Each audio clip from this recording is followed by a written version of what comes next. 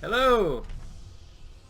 This video is meant to be a sort of recommendation and showcase of Risk of Rain 2. Now really this is a roguelike. You'll spawn in and be given somewhat random encounters in the sense of all the weapons you find are going to be different for each time. The monsters are going to be randomly spawned in. Well, not exactly random. There's an AI director similar to Left 4 Dead that might change up the game. Really, the game's about collecting money in order to open chests, hoping you get a good enough loadout, and then moving on to the next stage. Really, right now there's no end boss, so it really is infinite, but there are some ways to end your game by obliterating yourself at the obelisk, which, if this goes well, which it won't, you'll see. Right now we're going to open our first chest. This really decides the entire run, at least in terms of optimism. A crowbar. See what this does? It makes your first couple of hits do a lot more damage. So it's not too bad. Not the fanciest weapon to start with, but it gets the ball rolling. Next is you get a little terminal here where you can choose what you get. Here's a backup magazine. Basically this special move here, I get to do 2 of them now, well, just wait for it to load twice. Everything needs to cool down, and when you have 2 of them, it needs to cool down twice. So,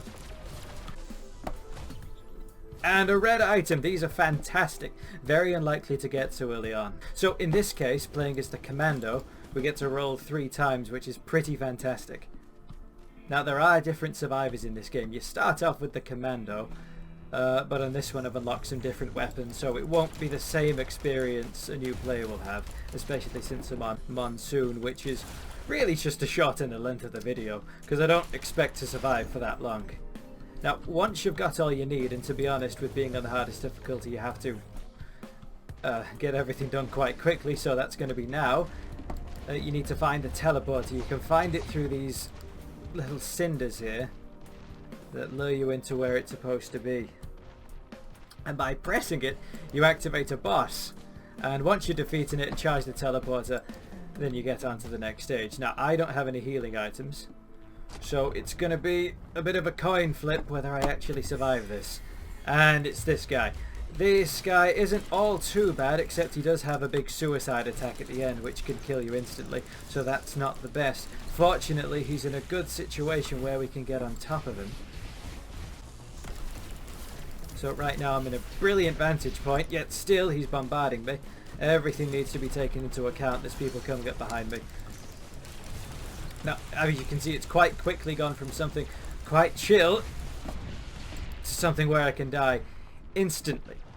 Well, seemingly it did whittle down my health, but instantly nonetheless as far as your temperament's concerned. But that's all part of the fun. See, we died, so we start again, much like these games are intended to make you do.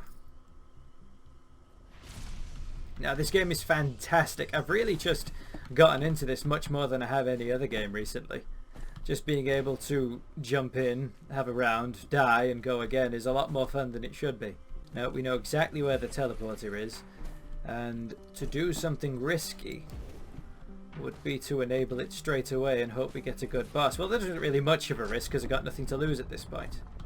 Often that's a better strategy because you can get money quite early on, which you can use to farm chests after you've activated the teleporter, but we'll just see here whether this goes anywhere, and I really doubt it will. And there we go, did again. This time is the time. As you can see, we spawned on 2 different maps. On each stage, there's 4 of them. There are 2 possible maps you can go to. Some are more preferable than others. I like this one. These chests over here cost twice as much, but contain a green item, which is supposed to be less common, therefore better, but an awful lot of them are just terrible. So you're best off sticking to the white ones if you're not sure what you're doing. And already we can open this chest, and it's a cautious slug. This recharges your health over time if you don't get hit, which is pretty good if you're the evasive type. These are elite monsters. They're harder to take down, have a lot of painful attacks, but they do give you more money. And here we are. And this time I'm going to win. Decent damage output, relatively mediocre healing, but it's better than we had before. Only one little monster here. Well, big monster. That locks onto you the moment it hits you, so it's best to avoid it entirely. I suppose that goes for any attack, but... And we died, except we didn't. Because while this game does have some kind of fall damage, it doesn't kill you instantly, which is quite nice. But we are probably going to die in a few seconds if I don't get out of the line of fire. Let's see if the cautious slug's going to kick in, and then we died. Nothing to worry about, that just means we get to try again. Now we're going to go for a usable item this time, in the hopes that it will give us something for some quick burst damage. Okay, what we got there was a backpack that gets rid of any effects like burning and whatnot, which is completely useless right now because we probably won't find any enemies that can deliver that. It was an absolute mistake, and I think we're going to die again. And I'm dead. Next run!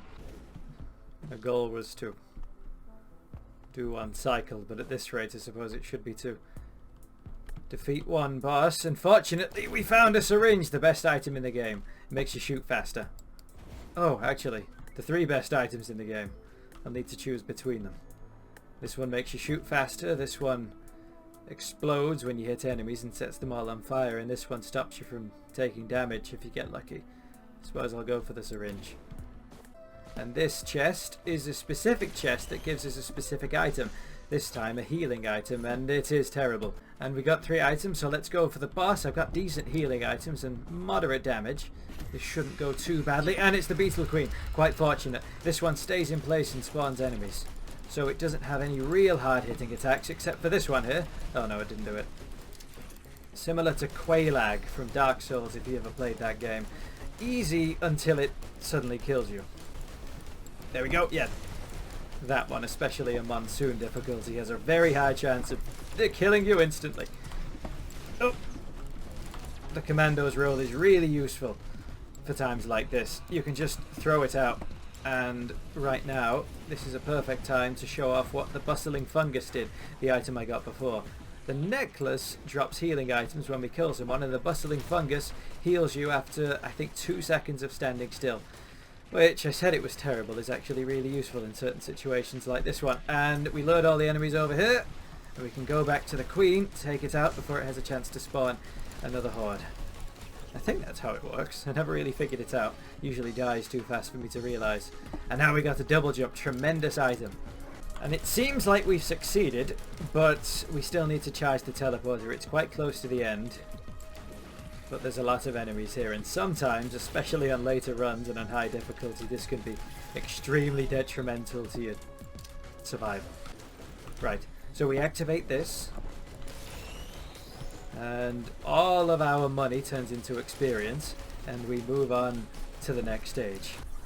Wetland aspect. The other possible option was a desert level. Now jellyfish are spawning in. These things suicide bomb you. They're not too dangerous, but in larger numbers while you're distracted, they can be a pain. You might notice I'm not really moving around too much. That's just because I'm waiting to get some money to open this chest, and a red item again. What does this do? Healing pass full, grants you a temporary barrier. Ah, so here, if we heal with the fungus now, you see that barrier up there? That slowly goes up if I heal past having full health. Problem is, it goes down a lot faster than I'm healing, so if we get more healing items, we can basically have 2 health bars. Like an overshield. And a usable item. I think it's about time this will come in handy. We have enough money for it. And it's a good one. We can zap people. It takes 20 seconds to recharge, so I really should have waited for a bigger enemy like this guy, but he isn't too much of a threat. We can roll out of his way, get some money, remember to actually kill him. Kill the jellyfish. Ah, Topaz. This one's fantastic. Killing things gives you a barrier, so once again, we're working on having a nice little shield there. Right.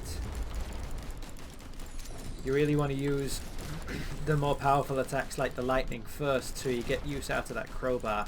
that adds more damage onto your higher damaging hits. More than others, of course. You need some cover with this guy, especially when there's more than one of them. And when there's these horrible things. Wisps, they're called. These are blazing wisps. They kill you. And as you can see, the enemies start massing around this point because you're staying in one place to charge the teleporter. Grenades come in handy, of course. The Commando didn't really have any inbuilt crowd control items until... oh no. Until they added this grenade item. It's really hard not to use it after getting used to it. Sometimes you can get a horde of enemies, a horde of smaller enemies, usually having a special effect on them, like setting you on fire. And sometimes it's preferable to a boss, sometimes it's not. It really depends on the enemy and the effect they have. And sometimes you get hordes of big bosses. If you played Serious Sam, this will probably seem familiar. The trick is to just sort of, what would you call it, kite them. Step out of the way. This one's stuck. I'll save him for later. Oh no, he's not stuck anymore. No, he's free. It's probably best to take one down at a time, but with them being in a group, I'm just getting splash damage, so they're all going down at a pretty decent pace.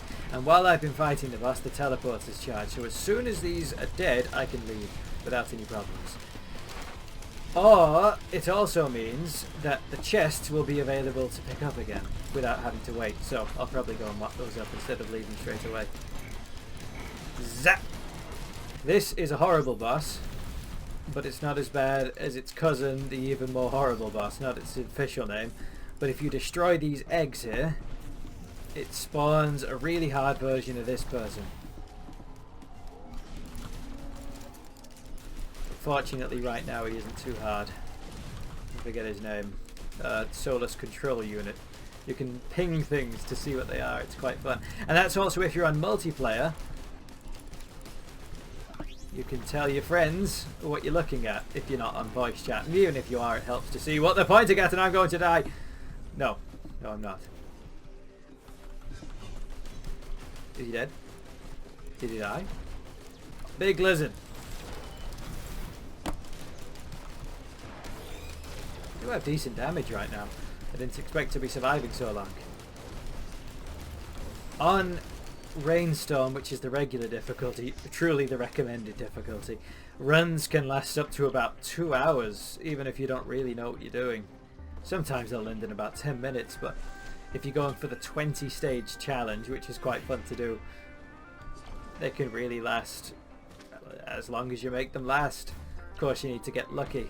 Luck is a big factor with this game and games like these. And if you've played Binding of Isaac, you might know the pain of having to reset every single time you get a bad run. And this isn't too dissimilar. I suppose I'm not talking about the enemies an awful lot, but this is a good opportunity to do it.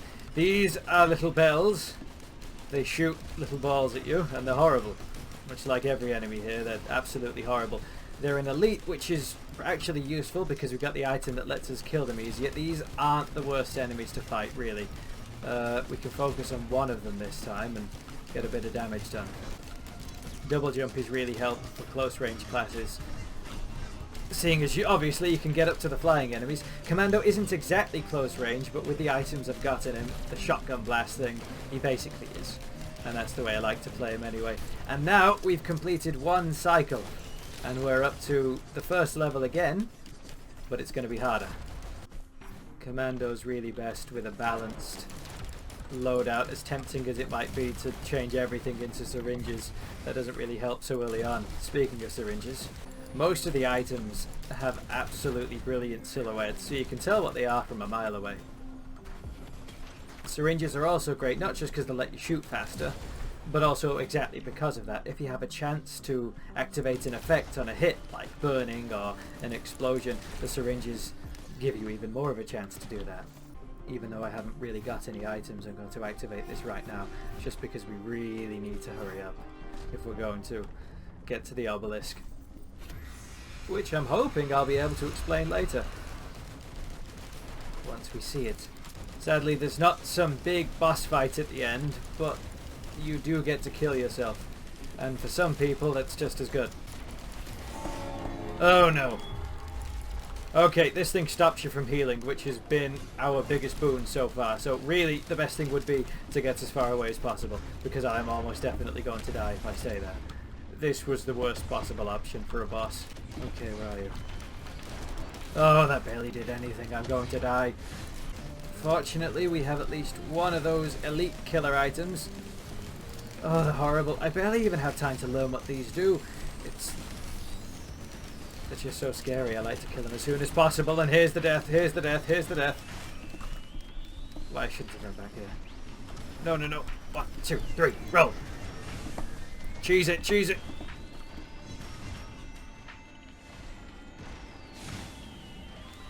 You might think this is cheating, but this game's been out for a while and they haven't fixed this. So I'm starting to think they don't mind.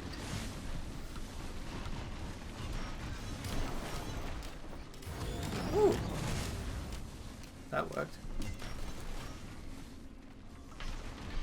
Oh, that seems useful.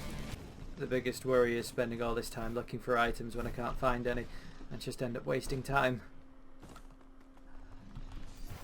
Because, actually thinking about it, next stage is the last stage. Probably best to stock up then. Damage against bosses? Yes, please. Because I'm going to activate the boss teleporter as soon as possible. Defeat it, and then kill myself. Here we go. Not the worst map to start on. Or finish on, I should hope. Imps! That's not too bad. You can at least stay away from them.